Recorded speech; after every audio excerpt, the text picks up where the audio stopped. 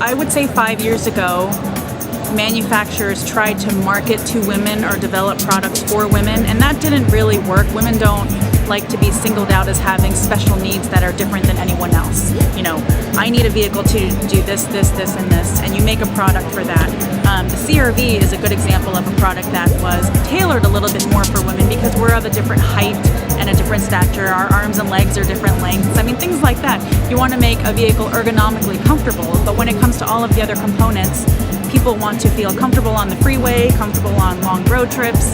They want to be able to accommodate certain modules or things in the cargo area. And you really just focus on what the vehicle is going to be used for and not necessarily what gender is driving the car. So certainly when we market, we try to be where women are, but we don't really change our overall approach for women versus men. I think in today's world, women are decision makers, buyers, as much as men. I don't think in today's marketplace that they're ignored. I do think there are individuals out there who have not yet adapted to that, and that may be where there is some trouble, but certainly everyone recognizes how powerful women are in the household and how powerful they are in the marketplace and how important they are, and that while they may not be gearheads, they certainly are capable of evaluating a product and making an intelligent decision, and that's really what we focus on. Especially with the internet now being a platform that's a little bit easier to establish and reach out to a new audience, we're seeing a lot more targeted media. So people trying to talk to women one-on-one. Women do spend their days differently, especially when accommodating children or whatever the case may be. So we try to be where they are when it comes to specific products.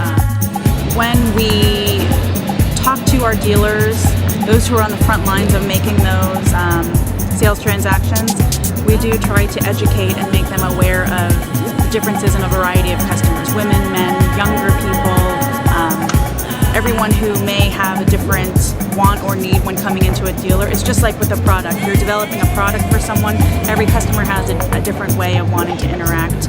I would say some of that comes down to gender, but I think more of it just comes down to being able to read people and how they want to be treated. People now live in their cars.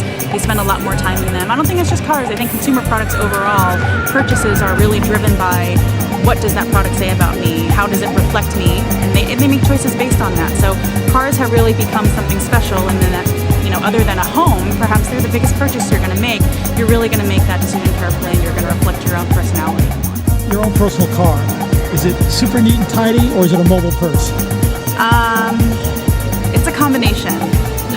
It's a combination. I like to keep things neat and tidy, but certainly I'm on the go a lot, and it needs to be what I need it to be. So I choose to have a vehicle. I actually drive a CR-V. I choose to have something that can hide a lot of my storage, and so there are parts of the car that are a little messy.